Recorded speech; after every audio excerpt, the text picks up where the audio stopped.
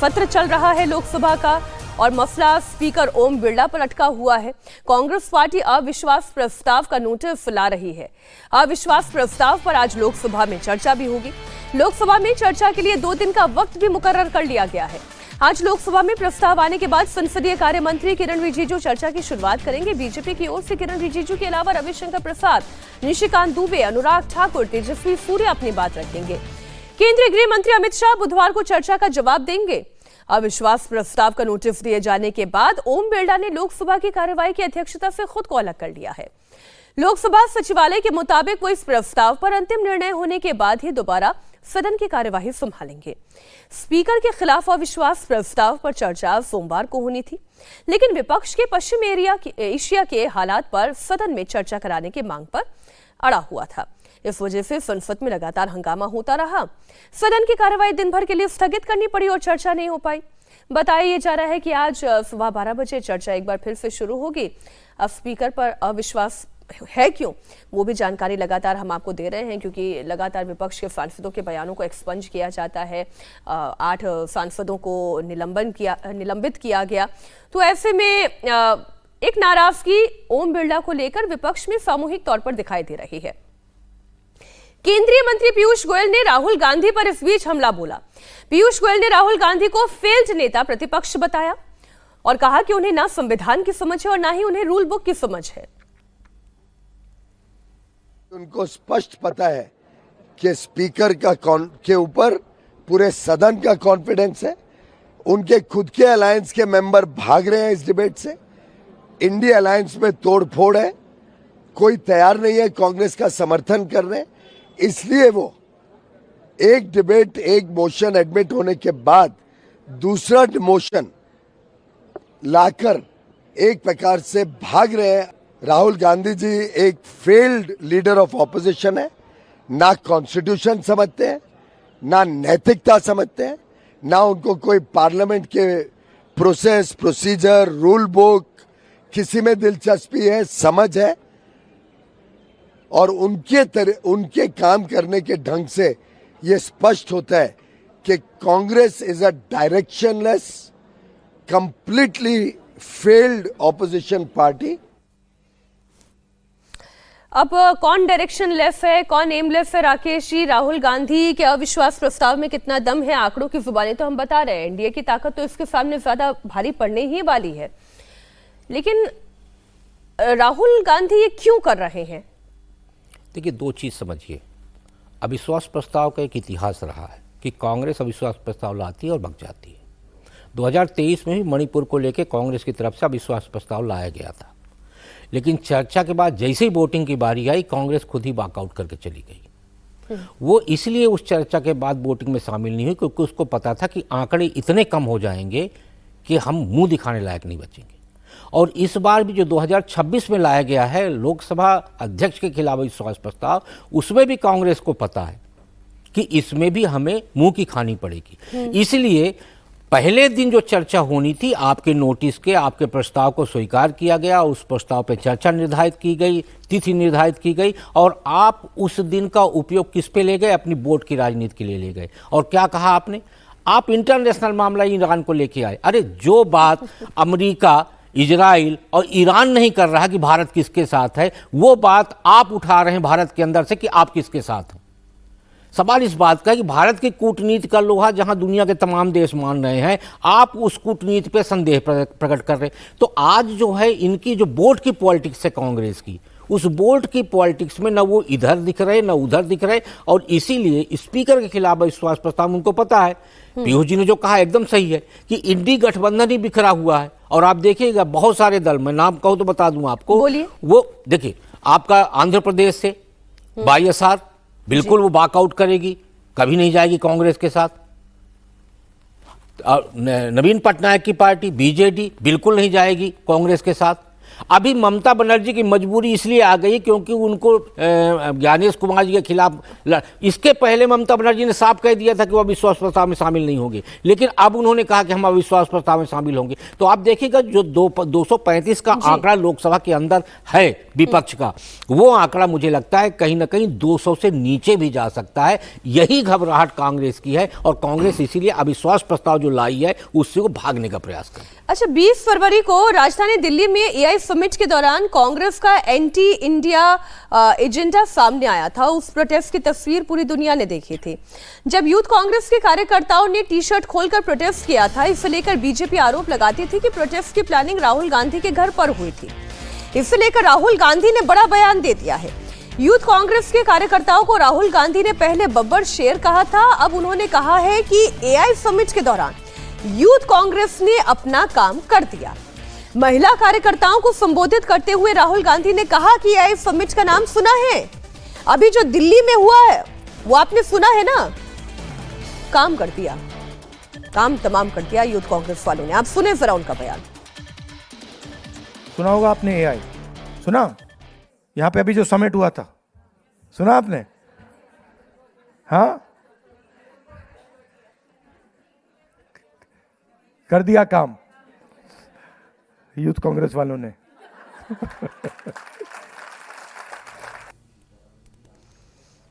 राहुल गांधी ने कांग्रेस की महिला कार्यकर्ताओं को संबोधित करते हुए ये तमाम बातें कही और इस दौरान उन्होंने प्रधानमंत्री मोदी पर भी निशाना साधा। अमेरिकी ट्रेड डील, रूस से तेल खरीदने को लेकर पीएम मोदी पर हमला बोला। कहा कि कुछ तो वजह होंगी जिसकी वजह से मोदी ने अमेरिका डील को साइन किया। अमेरिका ने इनसे कहा कि देखिए, आप उन्हीं लोगों से तेल खरीदोगे जो हम कहेंगे। आप रूस से तेल नहीं खरीद सकते, आप ईरान से तेल नहीं खरीद सकते, हम बताएंगे आप किससे तेल खरीदोगे। मोदी जी ने साइन कर दिया, यस सर। बड़े बड़े लंबे भाषण यहां देता है, ट्रंप के सामने जाके बिल्कुल चुप हो जाता है ना? क्या क्या बोला? ये नाम नरेंद्र, काम सरेंडर। शाबाश, ये आप लोगों ने निकाला है, कमाल का नारा है। इसको मैं चलाऊंगा, पार्लियामेंट में भाषण में बोलूंगा, कहूंगा कि हमारी महिलाओं ने कहा है, नाम नरेंद्र, काम सरेंडर। राहुल गांधी की भाषा, उनका एटीट्यूड, उनका टोन, प्रोफेसर साहब आप सुन रहे थे दोनों बातें। पहले तो वो यूथ कांग्रेस ने अपना काम कर दिया, एटीट्यूड था उसमें, और इसमें भी नरेंद्र मोदी सरेंडर। देखिए, राहुल गांधी ने जो, या यूथ कांग्रेस ने जो प्रोटेस्ट किया था एआई समिट में, वो बहुत अनफॉर्चुनेट था। और ये मैं ही नहीं, उनके सहयोगी दल समाजवादी पार्टी ने भी कहा था। प्रोटेस्ट करने का अच्छा तरीका भी हो सकता है, ऑपोजिशन है, उनके सरकार को खामियों को निकालने का पूरा हक है, लेकिन एआई समिट में वो शर्टलेस डेमोन्स्ट्रेशन बहुत बुरा था। जो बीजेपी कह रही थी कि ये तो राहुल गांधी के घर हुआ, उनके कहने पर हुआ, उनके इशारे पर हुआ, उस पर मोहर लगा रहे हैं राहुल गांधी खुद कि उन्होंने काम कर दिया। हाँ, मतलब बात से और बीजेपी के बयानों से और उसके 8 घंटे बाद उन पर जो एक्शन हुआ, उस सबको देख के लग रहा है कि इसमें कांग्रेस की या शीर्ष नेतृत्व की एक सहमति रही होगी। दूसरा जो भाषा, मैं तो ये भी कहूँगा, रूलिंग पार्टी और अपोजिशन पार्टीज दोनों को इस तरह की भाषाओं को अवॉइड करना चाहिए। इससे वैमनस्यता बेकार में बढ़ती है और इससे किसी का फायदा नहीं होता। और आप जो ये एक कह रहे थे, जो महिलाएं बोल रही थी नरेंद्र सरेंडर, आपने देखा होगा जब पाकिस्तानियों से आप बात करती हैं अपने चैनल पे, तो वो इसका रेफरेंस देते हैं कि आपके ही ओपोजिशन पार्टी इस तरह नरेंद्र सरेंडर कर रहे हैं। तो ये दुनिया के लिए भी एक गलत मैसेजिंग जाता है। और जब आप नरेंद्र सरेंडर करते हैं तो उसका सीधा रेफरेंस उसी, तो जो आप बात करें मैं उसी पे पूछ लेती हूँ कि राकेश जी, क्या राहुल गांधी खुद कह रहे हैं कि मैं पार्लियामेंट की अपनी स्पीच पे ये बात बोलने जा रहा हूँ, यही बोलूंगा कि हमारी महिलाओं ने ऐसा बोला, और फिर यही रेफरेंस आपके देश विरोधी ताकतें भी उसका फायदा उठाती है? देखिए, बहुत सारे ऐसे जो रेफरेंस हैं इनके, जो दुनिया के तमाम देशों पे गए, उन देशों पे जाके राहुल गांधी जो बोले उसको पाकिस्तान ने इस्तेमाल किया। भारत के अंदर भी उन्होंने जो बोला वो वीडियो भी पाकिस्तान में बहुत चले। मुझे लगता है कि नेता प्रतिपक्ष का जो पद होता है वो प्रधानमंत्री के समतुल्य होता है प्रोटोकॉल के हिसाब से। तो आपकी जिम्मेदारी इस देश के प्रति उतनी ही है जितनी नरेंद्र मोदी जी जी। तो आपको भी उतना ही मर्यादा में रहना जरूरी है जितना आप समझाते हैं कि नरेंद्र मोदी जी को रहना चाहिए। आप भी देश के उस प्रमुख पद पे बैठे हुए हैं जिस पद पे नरेंद्र मोदी जी बैठे हुए हैं। तो आपकी तरफ से ये कहना कि देश का प्रधानमंत्री सरेंडर कर गया है, इसका मतलब पूरा देश सरेंडर कर गया है और उस सरेंडर में आप भी शामिल हैं। आप उससे अलग नहीं हैं। कोई भारत के एक अलग उपमहाद्वीप में आप नहीं हैं, आप भी जम्मू द्वीप के उसी हिस्सा में हैं। तो मुझे लगता है कि आप इनकी जम्बू द्वीप कह रहे हैं, वो मानते थोड़ी ना है कि जम्बू द्वीप है। उनकी मान्यता से भारत की मान्यता को प्रमाण पत्र की जरूरत नहीं। लेकिन सवाल इस बात का है कि जो बार बार एक राहुल गांधी जी की समझ पे प्रश्न खड़ा किया जाता है, उसका कारण यही है कि राहुल गांधी जी हर बार अपने आप को नासमझ प्रस्तुत कर देते हैं। लेकिन कांग्रेस ने एक तरफ जहां लोकसभा में स्पीकर के खिलाफ अविश्वास प्रस्ताव दिया, जहां राहुल गांधी अपनी एक नई स्क्रिप्ट तैयार कर रहे हैं, जहां पर उन्होंने कहा कि नाम नरेंद्र काम सरेंडर, तो वहीं दूसरी तरफ टीएमसी भी है, ममता बनर्जी भी है, जो देश के मुख्य चुनाव आयुक्त ज्ञानेश कुमार के खिलाफ महाभियोग लाने की तैयारी में है। बताया जा रहा है कि इसके लिए टीएमसी ने इंडिया गठबंधन के साथियों से बात कर ली है और इससे लेकर इंडिया गठबंधन में सहमति भी बन गई है। बताया जा रहा है कि नेता प्रतिपक्ष राहुल गांधी ने भी इससे लेकर सहमति दे दी है। मुख्य चुनाव आयुक्त के खिलाफ महाभियोग प्रस्ताव लाने के लिए तृणमूल कांग्रेस महाभियोग के प्रस्ताव की ड्राफ्टिंग कर रही है। सीईसी के खिलाफ राज्यसभा या लोकसभा कहीं भी महाभियोग लाया जा सकता है। अगर राज्यसभा में लाना है तो कम से कम प्रस्ताव पर 50 सांसदों के साइन होने चाहिए और लोकसभा में लाना है तो प्रस्ताव पर 100 सांसदों के हस्ताक्षर तो होने ही चाहिए।